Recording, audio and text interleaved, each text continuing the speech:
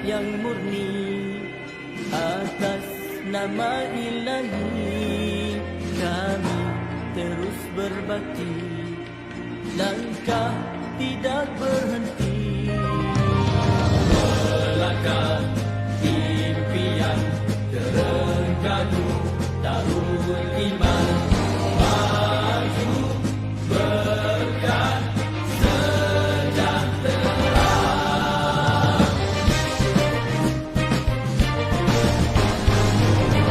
Maju Terengganu, maju di bawah suluhan wahyu. Rakyat berdaya saing, kita gerak seiring.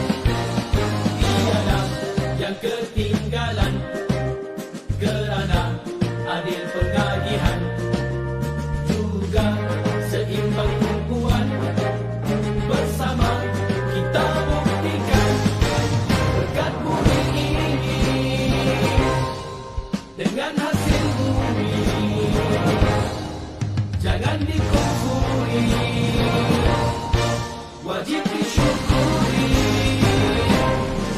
Nikmat untuk semua, rahmat Maha Esa.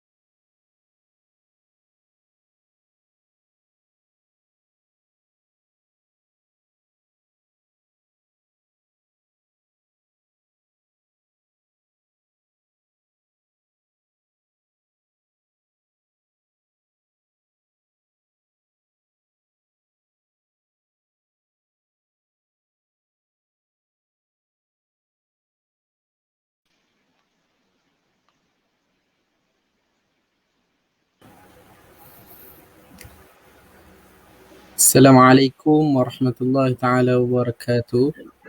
Waalaikumsalam. Dengar tak suara Ana? Dengar Ustaz. Okey. Kita start Ustaz. Boleh. Bismillahirrahmanirrahim. Alhamdulillahirabbil alamin. Wassalatu wassalamu ala asyrafil anbiya'i wal mursalin wa ala alihi washabbihi ajma'in. Qala rabbi shrah li sadri wa yassir li amri wahlul 'uqdatam min lisani yafqahu qawli.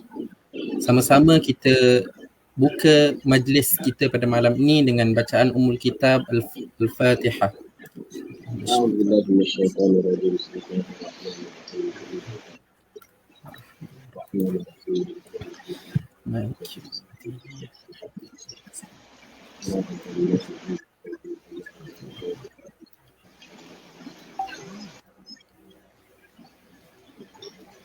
Alhamdulillah, segala puji bagi Allah Subhanahu Wa Taala kerana dapat lagi sama-sama kita sambung pengajian Talaqi Kitab Online bersama Da'i Dun Buluh Gading bersama Al-Fadil Ustaz Abu Usamah Muhammad Hanafiah bin Haji Hussein, Mudir Pusat Pengajian Islam Bukit Kijang Kemasik, dalam membacakan kitab, menyambung bacaan kitab kita Minhaj At-Talibin wa Umdatul Muftin karangan Iman Abi Zakaria Yahya bin Sharif An-Nawawi. InsyaAllah tanpa melengahkan masa lagi, saya menjemput Al-Fadil Ustaz untuk menyambung bacaan kita pada majlis malam ini, majlis yang ke-52. Jadi falyatafaddal mashkura.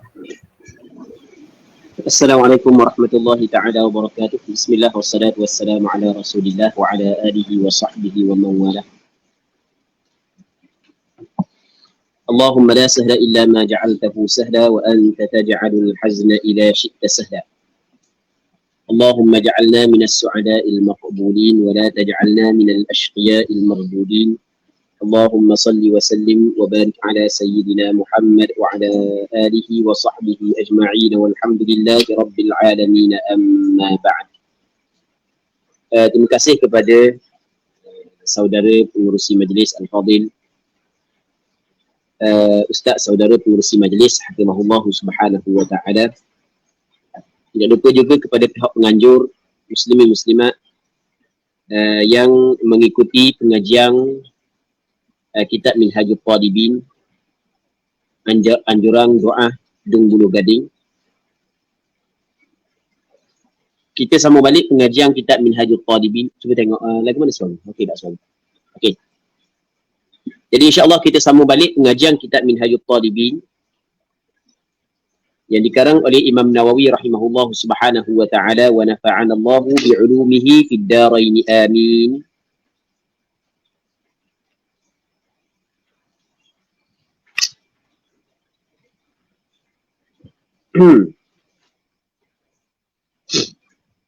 Kat mana kita?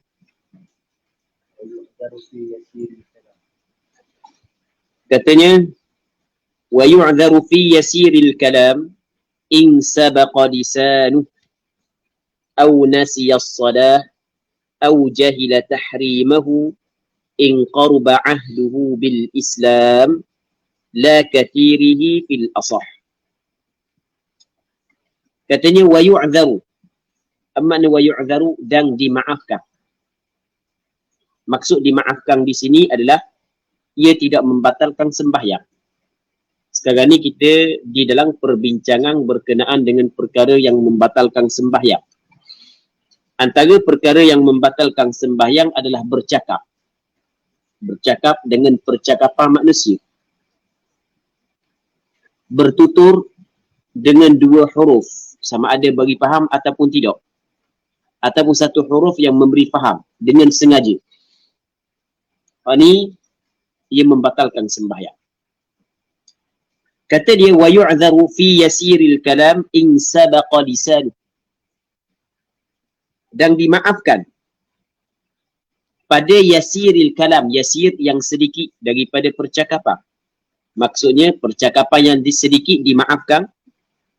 Maksudnya ia tidak membatalkan sembahyang in sabaqa lisanuh, jika terlajak oleh lidahnya. Dia tidak terlajak. Maksudnya dia terlajak. Cakap kita dia.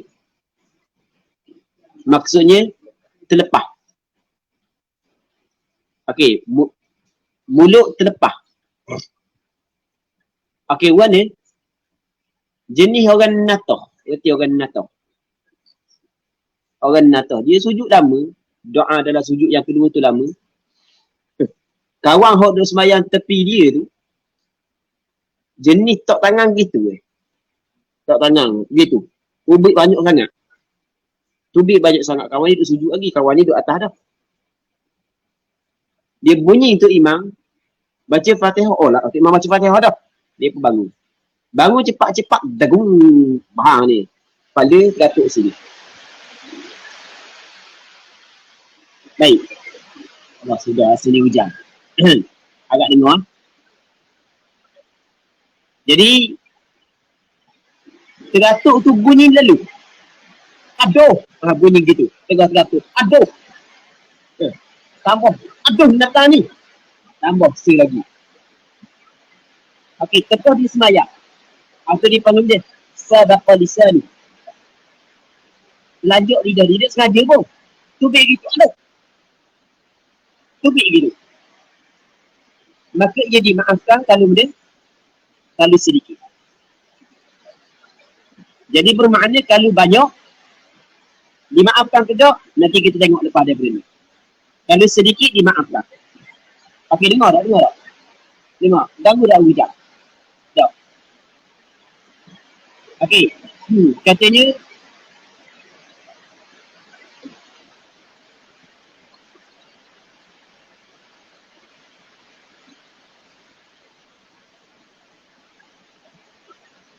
au nasiyas salah ataupun ia lupa sembahyang. Siapa ada ni? Ada siapa ada? Ada siapa ada? Ni. Ada tak? Ada bincang tak? Tak ada. Dengar.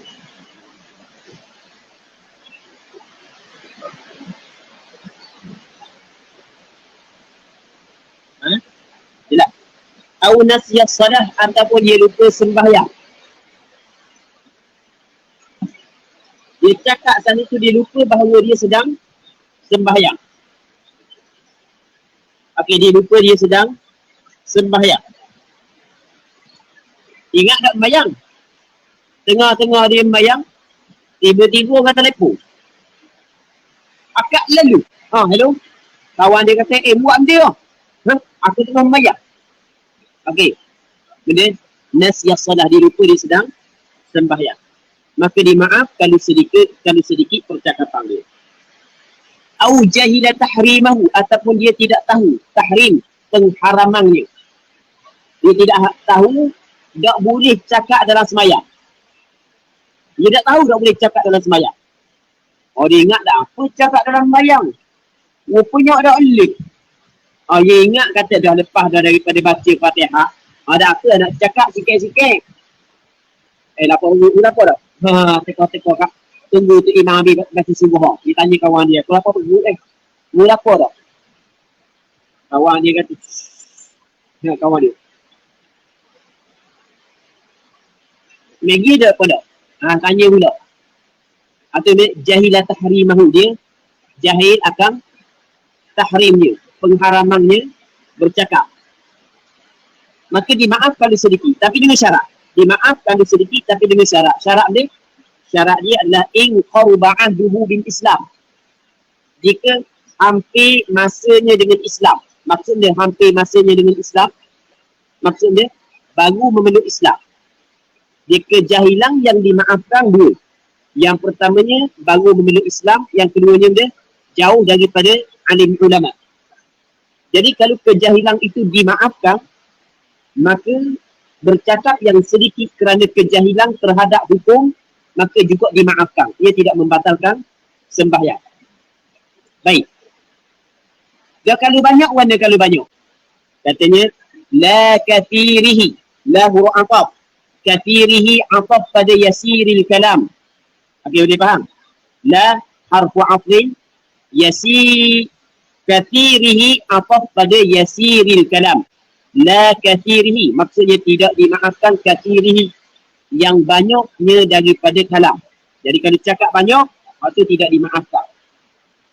Pote cakap. Oh, dia nakah kat setengah jam nakah. Terbang tu cabut habis. Ha. Oh, zakar terbang, farak terbang. Ada orang nakah kan. Ha. Tapi tak sebut zakar farak, dia sebut bahasa Ganu dulu. Terbang kat setengah jam nakah. Sebab lipah nitah depan. Lipah nitah depan dia semayang nakah. Nakah kat setengah jam. Okey, tidak dimaafkan. Sebab dia? Sebab banyak. Okey, boleh faham? Itu maksud la kathiri fil asah. Mengikut kaul asah. Jadi bermakna muqabil asah. Muqabil asah juga dimaafkan kalau sekiranya banyak. Namun kaul asah, dan kaul asah ini adalah pandangan mu'tamad, bahawasanya banyak tidak dimaafkan. Okey, kalau sedikit yasir al-kalam, sebab terlajak lidah,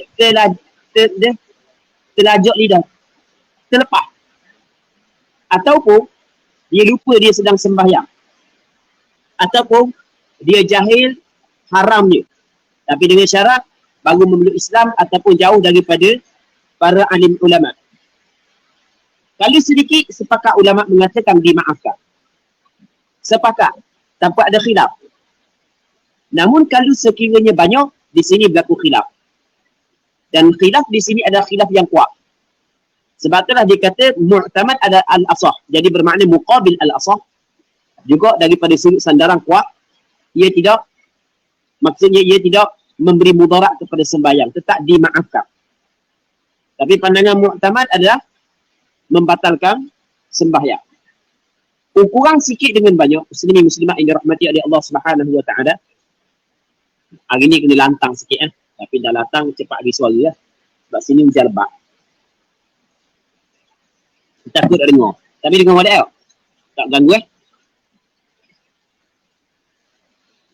Ukuran sikit dengan banyak, sebenarnya dalam menentukan sikit dengan banyak di sini ada perbezaan di kalangan ulama. Apa yang masyhur di sisi mazhab Imam Syafi'i adalah sikit dengan banyak ni dia melihat kepada huruf. Sikit dengan banyak dia melihat kepada huruf. Ada sebahagian daripada ulama mazhab Imam Syafi'i dia meletakkan sikit dengan banyak ni adalah kalau 6 patah perkataan, 6 percakapan, 6 kalimah. 6 kalimah ni bukan maksud kalimah di sisi ulama nahwu. 6 kalimah, 6 ayat. Okey, boleh faham? 6 ayat. Maka kalau misalnya 6 ayat ke bawah, maka dikirakan sikit. Kalau lebih daripada 6 ayat, dikirakan banyak. Kerana sebahagian daripada ulama mazhab Imam Syafi'i melihat kepada peristiwa yang pernah Rasulullah sallallahu alaihi wasallam bercakap. Rasul sembahyang Zuhur ataupun Asar. Begitu dalam riwayat hadis. Zuhur ataupun Asar. Yang sepatutnya buat 4 rakaat, tiba-tiba Rasul bagi salam ketika 2 rakaat. Maka ketika tu sahabat-sahabat yang lain senyap. Dia kata bela.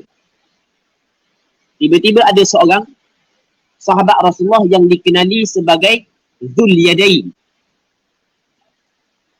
Dikenali Dzul Yadain. Ni adalah laqab dia. Orang yang mempunyai 2 tangan.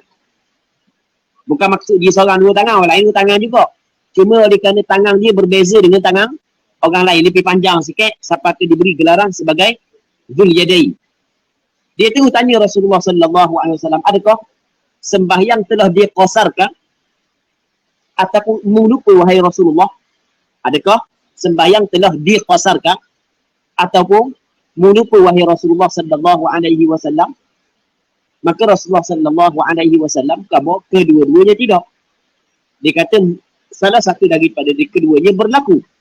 Maka Rasul tanya kepada sahabat Rasulullah, apakah benar yang dikatakan oleh Dzul Yadain? Maka sahabat kata ya.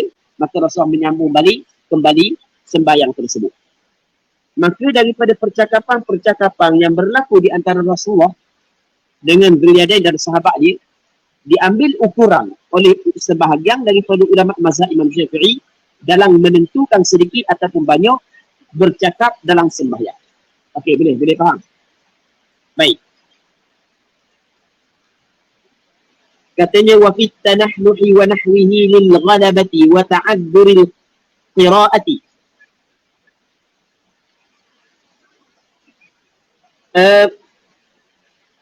Lal jahri fil asah.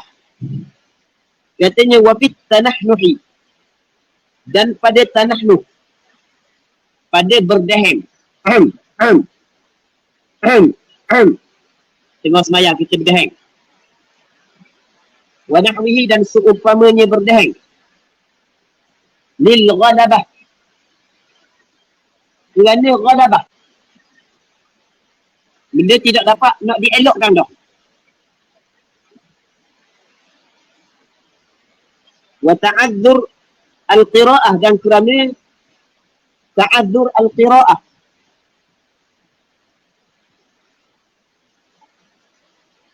Dia sama juga batuk yang mengeluarkan huruf. Dia semata-mata batuk, dia tidak membatalkan sembahyang. Dia batuk yang membatalkan sembahyang adalah yang disengajakan batuk mengeluarkan dua huruf. Tapi payah untuk jumpa batuk mengeluarkan dua huruf. Jadi sengaja batuk sekalipun, walaupun bersuara, tapi tidak semesti suara saat itu dapat dieja dua huruf. Okey, boleh faham? Jadi batuk, sebenarnya dia buat batuk dalam sembahyang, dia masih lagi tidak batal sembahyang, melainkan kalau dia mengeluarkan suara yang boleh dieja dua huruf. Satu. Yang keduanya, dia sengaja batuk, buat batuk untuk main dalam sembahyang, atau batal. Walaupun tidak mengeluarkan dua huruf, kerana melakukan perbuatan untuk bermain dalam sembahyang, ia tidak layak dengan sembahyang. Bermain dia bertentangan dengan ibadat. Maka sebab itulah perbuatan untuk bermain dalam sembahyang, ia membatalkan sembahyang. Okey, boleh. Jadi seorang tu berdeheng tu kerana dia kan lekak, tak nak baca. Maksud baca di sini adalah baca Fatihah, baca benda yang wajib.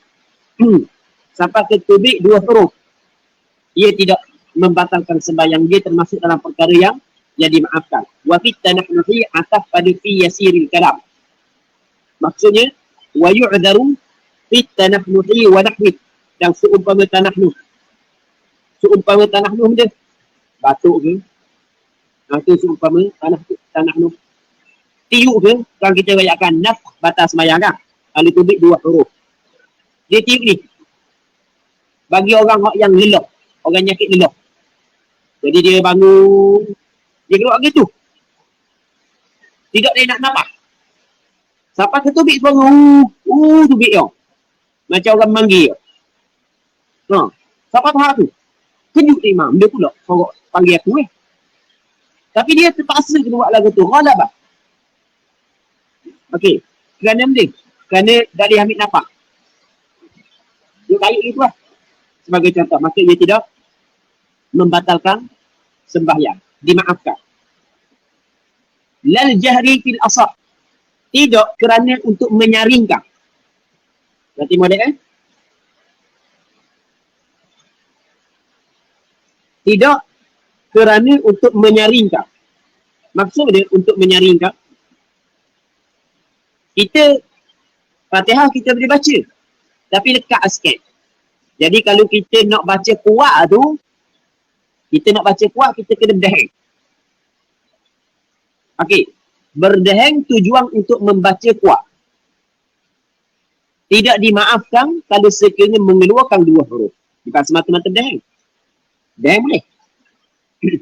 Tapi jangan mengeluarkan suara yang boleh dieja dengan dua huruf. Okey, boleh faham? Kerana menyaringkan bacaan, ia bukanlah benda yang wajib. Bukan benda yang sunat. Okey, boleh faham? Maka tidak boleh, tidak ada darurah untuk kita melakukan perkara yang sunat sehingga terpaksa kita melakukan perkara yang dilarang. Tapi ini mengikut kaul al-asah. Jadi bermakna muqabil al-asah, untuk melakukan perkara yang sunnah, menyaringkan sehingga mengeluarkan dua huruf atau satu huruf yang memberi faham, tetap diudurkan, tetap ia tidak membatalkan sembahyang. Jelas. Seterusnya kita masuk dalam perbahasan baru, iaitu katanya, bukan perbahasan baru, perbahasan berkait dengan yang membatalkan sembahyang, maksudnya ini masuk masalah lain. Itu perbahasan baru, maksudnya masalah lain. Katanya walau ukriha 'alal kalam batalat fil adhar. Sekiranya ukriha, pada ukriha dipaksa. Dipaksa. Apa makna dipaksa? Ada seseorang yang memaksa dia. Itu makna dipaksa. Ada seorang yang memaksa dia. 'Alal kalam, dipaksa untuk bercakap. Maka ketika itu batalat fil adhar. Batallah ia sembahyang fil adhar, pada qaul al-adhar. Mengikut pandangan al-adhar, bahawasanya apabila seorang tu dipaksa untuk bercakap dalam sembahyang, batal sembahyang. Batal ni bukan batal sebab dipaksa. Kita berhati molek. Sebab dia batal. Sebab dia batal. Sebab bercakap. Jadi bermakna perkataan Imam Nawawi perlu lagi kita kena huraikan. Maksudnya, jikalau seorang tu dipaksa untuk bercakap dan cukup syarat paksaan, tiba-tiba dia bercakap kerana dia dipaksa. Tiba-tiba dia bercakap kerana dia dipaksa. Maka batal mengikut qaul al-adhar. Bukan semata-mata dipaksa tu batal sembahyang, bukan. Yang membatalkan sembahyang bukan dipaksa. Benda yang membatalkan sembahyang, bercakap. Okey, itu kita kena faham. Okey, sebagai contoh, kawan ni tengah sembahyang. Mari seorang, mana orang tu? Mana orang tu? Mana orang tu? Nak marah. Dia mari tanya, kawan ni tengah sembahyang. Ada jenis orang bodoh, memang bodoh sungguh. Tengah sembahyang apa dia paksa suruh orang cakap. Dia pegang tiket kok. Mau nak mati ke tak? Cakap bawa mana dia? Tiba-tiba orang tu kata, no, ini nesu. Celah ragu. Hidup situ. Batal sembahyang ni, batal. Walaupun dipaksa. Okey, kenapa kok kalau kita buat persoalan? Kenapa kok benda yang dipaksa, dia buat batal sembahyang sebab dia? Sebab berlaku paksaan untuk bercakap dalam sembahyang adalah perkara yang nadir. Berarti molek. Boleh? Perkara yang nadir. Perkara yang nadir. Yang jarang berlaku. Maka apabila benda tu jarang berlaku, maka tidak diambil kira. Okey, boleh faham? Tidak diambil kira. Benda yang jarang berlaku. Jadi apabila tidak diambil kira, maka sebab itulah walaupun dia dipaksa tetap batal sembahyang dia. Tapi mengikut qaul al-adhar. Muqabil al-adhar tidak batal sebab dia dipaksa. Tapi dengan syarat. Dia bercakap sekadar yang dipaksa sahaja. Sebab kena ingat, setiap benda yang diharuskan kerana darurah, maka perlu dibataskan dengan batasan. Ma ubiha lid-darurati yuqaddaru biqadriha. Apa hak yang diharuskan dengan darurah, maka disakatkan dengan sakatannya. Ya, cekak ekor. Tak bisa tekok. So, kita kabur. Mana orang tu? Okey, kita kabur ada situ. Okey, cukup. Kalau dia ada situ. Mung ni. Aku tengah mayang pun cekak ekor aku. Itu lebih. Lebih daripada benda yang dipaksa. Dia batas mayang. Dia cekak Munawim dia kalau aku kabur. Munawim dia kalau aku kabur. Sebagai contoh. Munawim bagi aku buku. Sebagai contoh. Okey, hak tu lebih daripada benda yang dipaksa. Maka hak tu tidak dimaafkan. Jadi, katanya walau nataqa binazmil Qur'ani biqasdi at-tafhim kaya Yahya khudil kitab in qasada ma'ahu qira'atan lam tabqul wa illa batalat wa la tabqul bizikri wad du'a illa an yukhatiba ka qawlihi li'aqis yarhamukallah. Tengok jang dah. Sakit kok dah lek.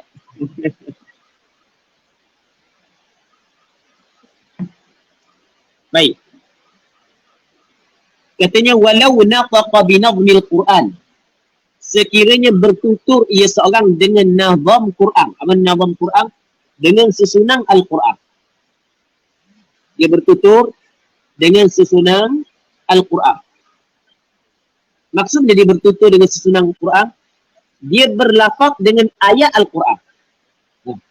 Dia berlafaz dengan ayat Al-Quran. Tapi biqasdi tafhim, dengan qasad untuk memberi faham. Dia bertutur dengan ayat Al-Quran, tapi qasad dia memberi faham. Okey, dia faham? Dengan qasad dia memberi faham. Benda. Biar tak ya? Dia siapa? Tak berapa. Ganggu. Biar. Contoh kaya Yahya khudil kitab. Seperti Ya Yahya khudil kitab. Apa dia Ya Yahya? Wahai Yahya, khudil kitab. Ambil olehmu akan kitab itu.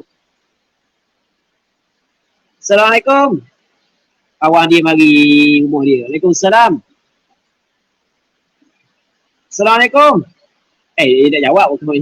Salam mula-mula. Kawan dia mari rumah dia. Kawan dia kata, Assalamualaikum. Tengok ada. Mak. Ni barang ni. Pinjam kejap boleh tak? Ni barang ni. Pinjam kejap boleh tak? Dia tengok membayar. Dia kata ni. Ya Yahya khudil kitab biquwwah. Kawan dia faham bahasa Arab. Wahai Yahya, ambil olehmu akan kitab itu dengan kekuatan. Oh, jadi dia suruh ambil Tengah semayang dia kata lagu tu. Okey, boleh faham? Mak, Mak. Boleh dah masuk Udkhuluha bisalam. Ada tak ayat itu? Ada tak? Ada. Masuklah ke dalamnya dengan salam. Dia kata gitu. Faham? Okey. Kawan dia duduk dalam rumah dia. Amba nak pergi dulu Boleh tak Amba nak tubik dulu Wa qalat ikhruj alaihin. Berkatalah ia, siapa? Zulaikha kepada Yusuf. Ukhruj alaihin. Keluar kepada mereka itu. Jadi, dia guna ayat Al-Quran dengan qasad untuk memberi faham kepada orang lain. Berarti molek, dia guna ayat Quran qasad untuk memberi faham kepada orang lain. Kalau dia cakap, waktu jelas batas sembahyang. Mak, pinjam barang ni ambil tapi jangan lupa hari atau mula. Aku dah tengah sembahyang Itu batas. Itu jelas. Itu percakapan anak Adam. Kata Rasul, inna hadhihi salat la yasluhu fiha syai'un min kalamin nas. Sesungguhnya sembahyang ini tidak layak padanya sedikit pun bagi kalam manusia. Innamat tasbih wa takbir wa qira'atul Quran. Sembahyang ni adalah tasbih dan takbir dan baca Al-Quran. Baik. Itu jelas. Batas sembahyang. Sekarang ni dia baca ayat Al-Quran. Tapi kuasa untuk memberi faham. Tengok kepada ayat Quran, macam ada batas sembahyang. Sebab Rasul kata dalam sembahyang adalah qiraatul Quran. Okey.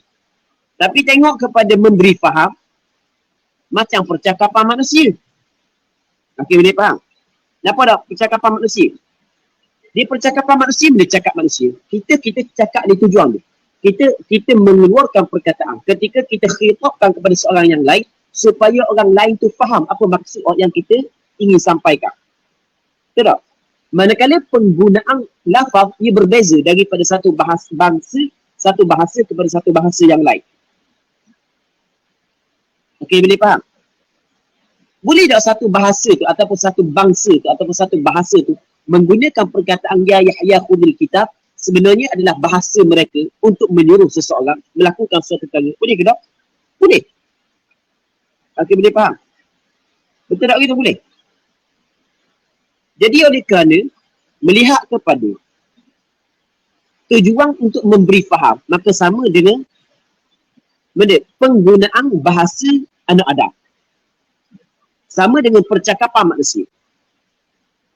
Tengok sudut susunan Al-Quran, okey, nampak macam boleh. Tengok daripada sudut ia kuasa untuk memberi faham, okey, tengok kuasa untuk memberi faham, maka nampak macam tak boleh. Gitu tak? Walaupun baca ayat Quran. Sebab oleh kerana ada kuasa untuk memberi faham, maka sama tak dengan percakapan manusia? Sama. Sebab kita kata dah, daripada sudut penggunaan lafaz, ia boleh berbeza daripada satu bahasa kepada satu bahasa yang lain. Boleh tak seorang saat itu dia guna dalam bahasa dia, cipta dalam bahasa dia, kalimah ya Yahya khudil kitab, adalah untuk menyuruh seseorang melakukan suatu perkara. Boleh ke tak? Boleh. Faham tak ni? Jelas tak? Jelas tak? Okey. Maka kata Imam Nawawi, in qasada ma'ahu qira'atan lam tab'ul. Jika dia qasad ma'ahu ma'at tafhim, bersama dengan memberi faham saat ni tu, dia qasad dia, apa dia qasad? Dia niat. Dalam hati dia niat. Maksudnya niat, masa dia kata lagu tu saat ni tu, dia qasad juga dalam hati dia qira'atan membaca Al-Quran. Ketika dia kata ya Yahya khudil kitab biquwwah, di samping cakap kita, di samping untuk memberi faham kepada orang lain, dia qasad juga bacaan ya Yahya khudil kitab adalah bacaan Al-Quran. Maka apabila dia qasad bacaan tersebut sebagai bacaan Al-Quran, maka dia kuat kepada Al-Quran berbanding dengan percakapan manusia. Sebab susunan Al-Quran dalam masa yang sama ada qasad tafhim. Susunan Al-Quran dalam masa yang sama ada qasad bacaan Al-Quran. Walaupun ada qasad tafhim, okey, dia faham. Walaupun ada qasad tafhim, tetapi lebih kuat kepada Al-Quran kerana ia ada susunan Al-Quran dalam masa yang sama ada qasad bacaan Al-Quran. Maka ia tidak membatalkan sembahyang. Wa illa baqalat, dan jika tidak, maksud dia saat ni jika qasad bersamanya akan qiraah. Wa illa ay wa illam yaqsid ma'ahu qira'atan. Wa illa ay wa illam yaqsid ma'ahu qira'atan baqalat ay baqalatis salah. Kalau dia tidak qasad bersama dengan tafhim akan bacaan Al-Quran, maka batal sembahyang dia. Walaupun itu adalah susunan Al-Quran, oleh kerana dia qasad untuk memberi faham, maka susunan Al-Quran saat itu yang dia qasad untuk memberi faham, dia rendah dah ataupun kurang dah dia berpihak kepada Al-Quran. Bahkan dia lebih kuat berpihak kepada ia adalah percakapan anak Adam. Sebab itulah ia membatalkan sembahyang. Okey, boleh faham? Muslimin muslimat yang dirahmati oleh Allah Subhanahu wa taala. Katanya wala tabqulu bidzikri wad du'a, dan tidak batallah ia sembahyang dengan zikir, wad du'a, dan doa. Zikir dalam sembahyang tidak batal. Doa dalam sembahyang tidak batal.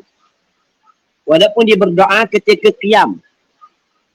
Manakala doa ketika rukuk, doa ketika sujud, itu tak ada masalah. Sebab ada hadis yang Rasulullah berdoa dalam rukuk dan sujud. Dia berdoa ketika qiyam. Tapi kalau lepas daripada takbiratul ihram, sebelum daripada bacaan Fatihah, ada hadis yang Rasulullah berdoa di situ. Okey, boleh faham? Dalam lepas daripada tasyahud ada hadis Rasulullah berdoa di situ. Duduk antara dua sujud, jelas doa di situ. Rabbighfirli, doa. Jadi dalam sembahyang dia berdoa. Walaupun bukan doa yang ma'thur. Dia berzikir. Sebab Rasulullah kata innamat tasbihu wat takbir. Bermakna dalam sembahyang adalah zikir, maka kata ulama tidak batal sembahyang. Walaupun zikir dan doa tu bukan zikir dan doa yang maksud. Faham? Tak batal sembahyang. Zikir dan doa ia tidak membatalkan sembahyang.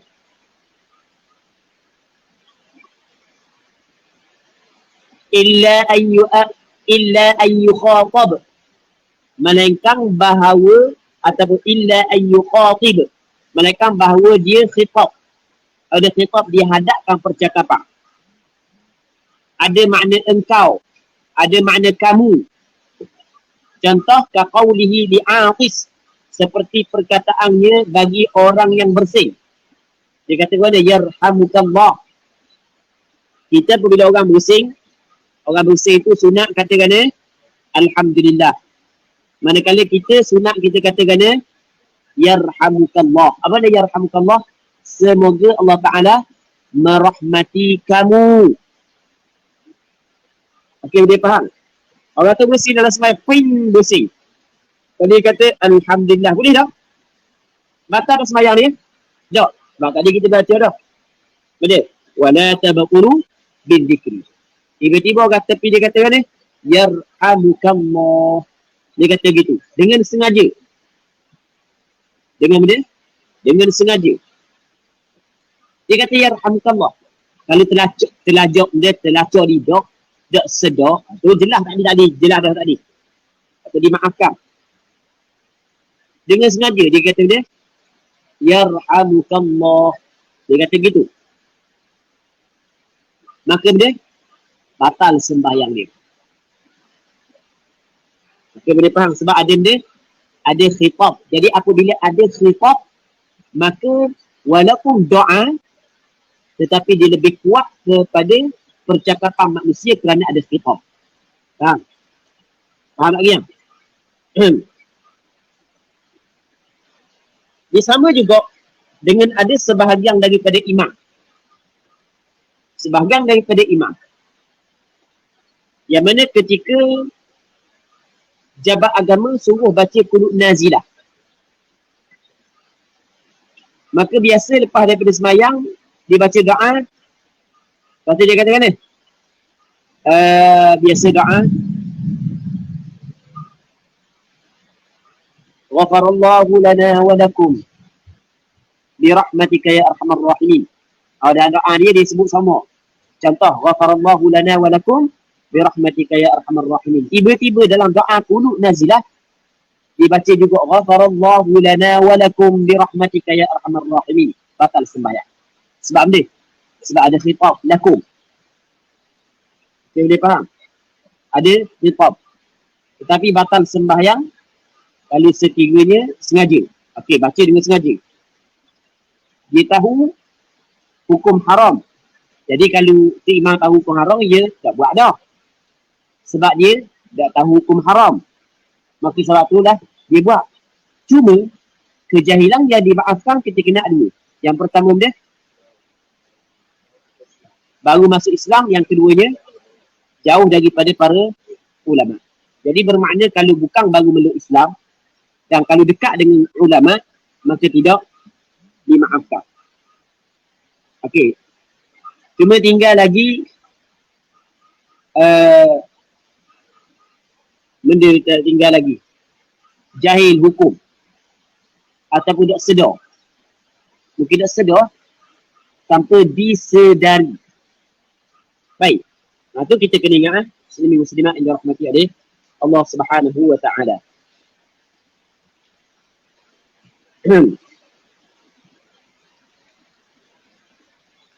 Walau sakata tawilan bila gharadin lam tabqul fil asah.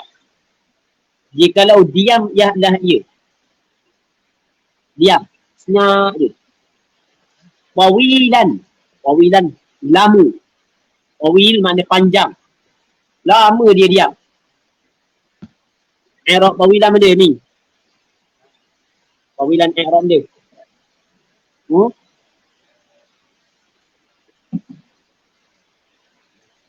So, i'rab dia tawilan. Maf'ulul mutlaq ala sabilin niyabah. Boleh kita kata dia ni na'at kepada maf'ul mutlaq yang dihadaf bagi sakata. Lau sakata sukutan tawilan. Jikalau diam ia akan sebagai diam yang lama.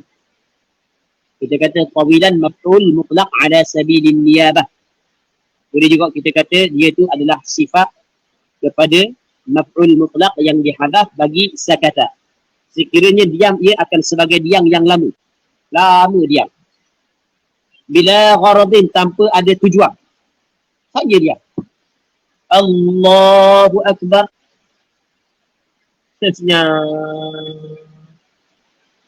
Setengah jam. Lama yang bayar setengah jam. Dia baca Fatihah lagi. Saja tak ada pedih pun saja. Tak ada gitu ada. Atau bila gharad. Lam tabqul fil asah. Tidak batal lah ia. Tidak batal sembahyang fil asah. Mengikut kaulian asah. Diam yang lama. Tanpa gharad. Tidak batal. Mengikut kaul asah. Okey, boleh faham? Mengikut kaul asah, pandangan mu'tamad tidak batal. Jadi bermakna. Diam yang sekejap. Sepakat ulama kata tidak batal. Diam yang lama kalau ada tujuan. Juga sepakat ulama mengatakan tidak batal. Sangat lama dia diam. Sebab dia ambil nafas. Bangun kepada rakaat kedua lelap. Ambil nafas. Sebab bangun kepada rakaat kedua. Sebab lelap. Atau ada gharab. Maka tidak batal sepakat ulama. Jadi. Setengahnya katanya wa yusannu liman nabahu syai'un katamdihi imamihi wa idnihi lidakhilin wa inzarihi a'ma ay yusabbih wa tusaffiqal mar'atu bi darbil yamini ala dhahril yasar. Baik. Muslimin muslimat yang dirahmati oleh Allah Subhanahu wa taala. Jadi malam ni kita berhenti sini dululah. Sebab kita ada soalan, kita nak jawab soalan sekejap. Jadi minta maaf banyaklah, kita berhenti awal sikit. Saat ni kita masuk lewat dah. Berhenti awal pula. Sebab sini hujan.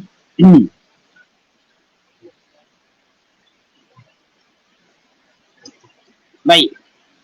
Kita ada soalan daripada saudari Syafiqah Yusuf. Assalamualaikum warahmatullahi wabarakatuh. Waalaikumsalam Ustaz. Izin bertanya, apakah hukum pakai inhaler ketika solat? Di situ seorang itu banyak melakukan pergerakan tangan. Mohon pencerahan dari Ustaz. Jazakallahu khair. Jadi tengah sembahyang dia pakai inhaler. Tengah sembahyang dia pakai inhaler. Adakah memakai inhaler ketika tengah sembahyang membatalkan sembahyang ataupun tidak? Okey, kita kena tengok dulu. Inhaler ni benda. Inhaler ni adalah benda yang ada dalam campuran dia air ataupun jirim. Dia campur oksigen ataupun dia campur ada air dia apa semua sekali yang akan dimasukkan ke dalam kerongkong kita untuk pergi kepada paru-paru kita. Jadi kita dalam bab perkara yang membatalkan sembahyang adalah setiap perkara yang membatalkan puasa yang membatalkan sembahyang. Tak gitu. Setiap perkara yang membatalkan puasa, yang membatalkan sembahyang. Kalau mengikut kaedah mazhab Imam Syafi'i, penggunaan inhaler yang membatalkan puasa. Mengikut kaedah mazhab Imam Syafi'i, nak guna tak mau guna atau nombor dua. Bagi orang yang berpuasa, boleh dia guna inhaler dengan kesepakatan ulama ketika diperlukan.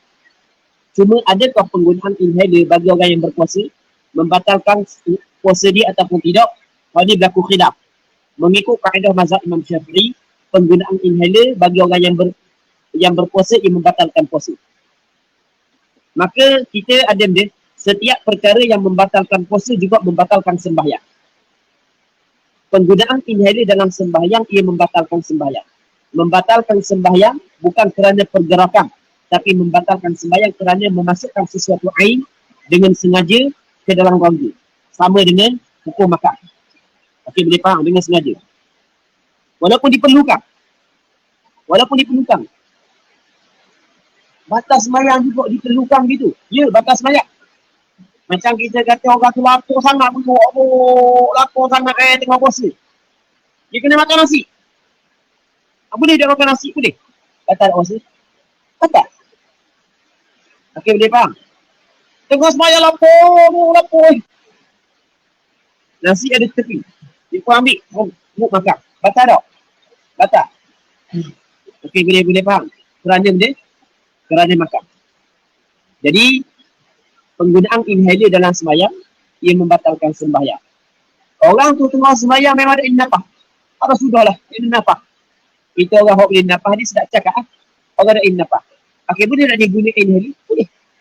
Tapi sembahyang dia, batal. Wallahu a'lam.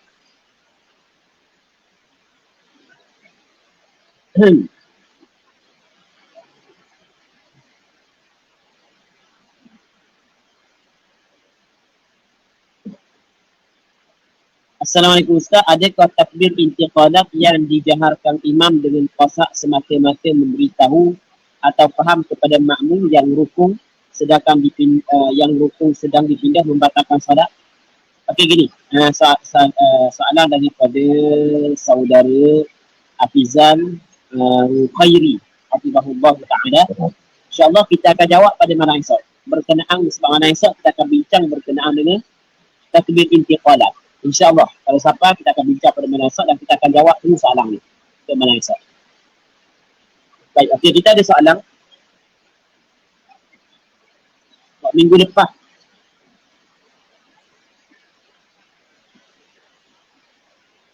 Assalamualaikum. Waalaikumsalam. Adakah seorang itu dianggap tatabbu'ur rukhas apabila dia mengamalkan pandangan dhaif dalam mazhab untuk dirinya sendiri? Hal keadaan dia belajar. Contoh mengamalkan pandangan Ibnu Munzir pada menyatakan air yang sedikit bercampur najis tidak najis jika tidak berubah sifatnya. Okey. Sekarang ni soalannya, boleh tak seorang tu nak beramal dengan pandangan yang dhaif? Okey, itu yang pertama.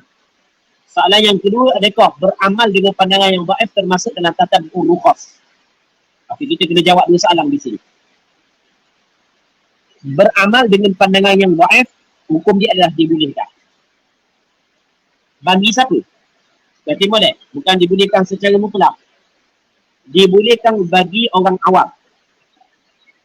Dibolehkan bagi orang awam dan bagi orang yang alim, tetapi dia tidak sampai kepada mujtahid. Boleh faham? Boleh faham? Orang awam ataupun ustaz, orang alim yang hanya martabat muqallid. Dia martabat dia muqallid. Maka dia boleh beramal dengan pandangan yang dhaif.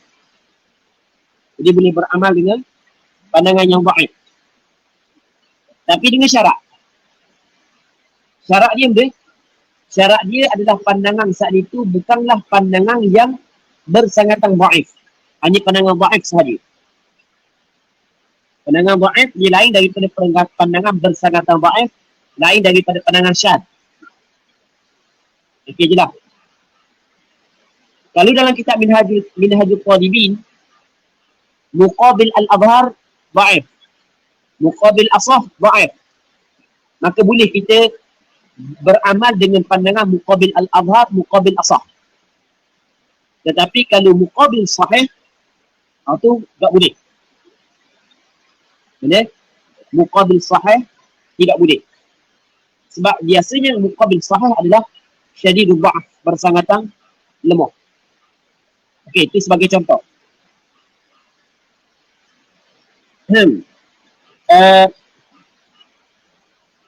Dalam kitab I'anatul Talibin, cuma kita ada satu syarat lagi. Nanti kita akan sebut syarat yang kedua. Dalam kitab I'anatul Talibin menyebut bahawasanya wa ammal aqwalud dha'ifah fayajuzu al-'amalu biha fi haqqin nafsi la fi haqqil ghair ma lam yashtadda dha'fuha. Adapun pandangan yang lemah, maka harus beramal dengannya pada hak diri sendiri, tidak pada hak orang lain. Untuk diri sendiri boleh. Kalau melibatkan orang lain tak boleh. untuk diri sendiri boleh. Tetapi selama mana tidak bersangatan lemah. Cuma wala yajuzul ifta'u walal hukmu biha. Dan tidak harus berfatwa dengan pandangan dhaif yang berhukum dengan pandangan dhaif. Untuk beramal tak ada masalah. Berfatwa tak boleh. Wal qawlu dhaif syamilun li khilafil asah wa khilafil mu'tamad wa khilafil awjah wa khilafil muttajih. Pandangan dhaif dia merangkumi muqabil qaul asah, muqabil qaul mu'tamad, muqabil qaul al-awjah, muqabil qaul muttajih. وأما خلاف الصحيح فالغالب أنه يكون فاسدا لا يجوز الأخذ به. Adapun muqabil qaul yang sahih, maka kebiasaan dia adalah pandangan yang fasid, tidak boleh mengambil dengannya. Baik, jadi pendek kata, beramal dengan qaul dhaif dibolehkan dengan syarat jangan bersangatan dhaif. Okey, syarat yang pertama. Syarat yang kedua, jangan disebabkan kita mengambil pandangan yang dhaif sehingga berhimpun dua perkara yang berlawanan. Berhimpun dua perkara yang berlawanan. Contoh, dalam satu masalah berhimpun di antara halal dengan haram. Dalam satu masalah berhimpun di antara benda halal dengan haram. Itu tidak dibolehkan. Okey. Jelas? Yang keduanya masalah tatabbu'ur rukhas. Maksudnya tatabbu'ur rukhas. Tatabbu'ur rukhas ni mencari, mengekori. Rukhas maksudnya kelonggaran-kelonggaran. Itu maksud tatabbu'ur rukhas. Cari kelonggaran. Dia rukhas dia terbagi kepada dua. Yang pertamanya rukhas asy-syar'iyyah. Yang keduanya rukhas al-ulama ataupun rukhas al-fuqaha. Kalau rukhas asy-syar'iyyah itu tak ada masalah. Kelonggaran yang dinisbahkan kepada syarak. Syarak bagi kelonggaran. Itu tak ada masalah. Itu tak ada masalah. Itu dibolehkan. Tak ada khilaf itu. Sebagai contoh, semayang 4 buat 2 bagi orang yang bermusafir. Itu dipanggil rukhsah. Semayang yang sepatut dibuat dalam waktu, tiba-tiba kita buat jamak bagi orang yang bermusafir. Itu dipanggil rukhsah. Yang sepatutnya mengambil wudu dengan air, tetapi kita bertayamum dalam hal-hal tertentu. Itu dipanggil dia rukhsah. Itu dipanggil rukhsah. Maka kalau tatabbu'ur rukhas asy-syar'iyyah itu memang jelas dibolehkan sepakat ulama. Cuma yang dimaksud dengan tatabbu'ur rukhas di sini adalah rukhas al-fuqaha. Keringanan-keringanan daripada pandangan ulama fiqh. Maksudnya berlaku khilaf di antara ulama fiqh. Ulama A mengatakan sekian, ulama B mengatakan sekian. Ulama A kata sekian susah sikit, ulama B kata sekian ringan. Maka dia ambil pandangan ulama B dalam masalah ni. Bab lain pula, ulama A kata ni, ulama B kata ni. Oh, ulama A kata ringan. Dia ambil ulama A pula. Okey, itu dipanggil benda tatabbu'ur rukhas. Tatabbu'ur rukhas, kalau tujuan ikut hawa nafsu, maka hukum dia adalah haram dengan kesepakatan ulama. Kerana perbuatan tersebut akan membawa dia saat itu kepada berlepas daripada taklif syarak. Okey, boleh faham? Kita ada bebanan syarak. Tiba-tiba dia duduk cari mana hak ringan untuk ikut hawa nafsu dia. Maka ketika tu hukum dia adalah haram kerana dia akan terbebas ataupun dia cuba membebaskan diri daripada benda takalif asy-syar'iyyah. Sehingga kan Imam Sulaiman At-Taimi disebut lagu mana? Lau akhadta bi rukhsati kulli alimin aw zallati kulli alimin ijtama'a fika asy-syarru kullu. Kalau sekiranya mengambil rukhsah setiap orang alim, kelonggaran setiap orang alim. Orang ni ada kelonggaran ni, orang ni ada kelonggaran ni, ada orang ni. Ataupun zallah kulli alim, kesilapan setiap orang alim. setiap orang alim selama mana dia bukan Nabi, dia tidak terlepas daripada melakukan kesilapan. Atau kita kena terima. Hebat lagu mana dia pun. Oh, dia mufti dunia. Dia syekhul ulama. Tetapi selama mana dia saat itu bukan Nabi, maka tidak terlepas daripada melakukan kesilapan. Apatah lagi kalau sekiranya dia terjebak dengan pemerintah.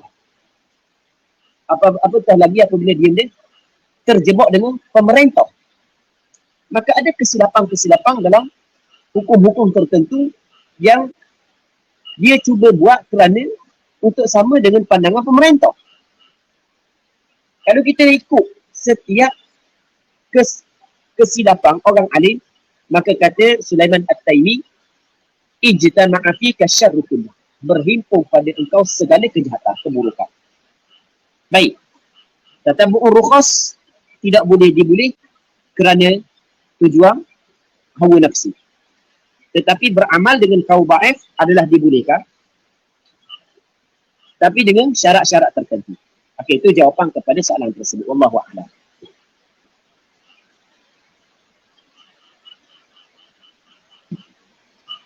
Soalan daripada saudara Muhammad Sufi. Assalamualaikum Ustaz. Waalaikumsalam. Maaf bertanya, boleh tak Ustaz contoh berdeheng dan lain-lain yang boleh batalkan salat yang ada 2 huruf? Okey, one yang berdeheng.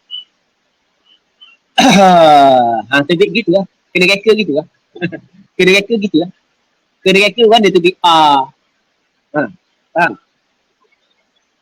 Kena reka gitu lah. Terbit Pak yang benda boleh membatalkan solat. Wallahu a'lam. Wallahu a'lam.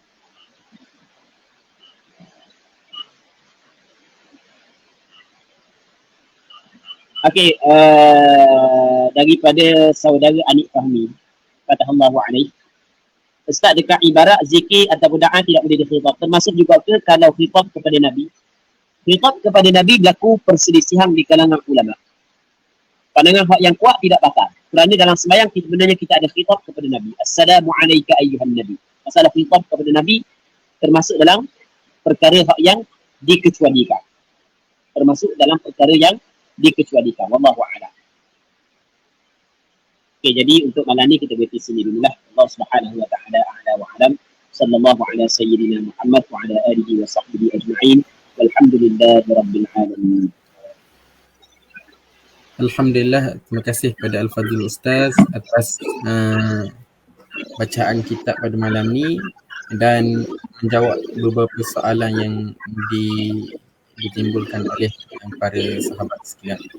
Dan insya-Allah kita akan sambung bacaan talaki kitab untuk malam esok insya-Allah Ustaz.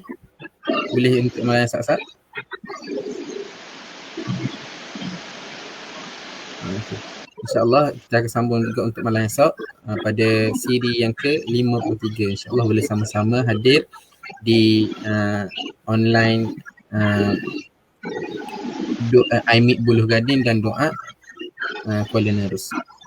Jadi tanpa seterusnya, terima kasih kepada Al-Fadhil Ustaz dan terima kasih kepada semua yang turut sama hadir pada malam ni. Jangan lupa kongsikan kepada sahabat-sahabat yang tidak dapat hadir bersama kita pada malam ni. Dan sama-sama kita akhiri majlis kita pada malam ni dengan tasbih kafarah dan suratul asr.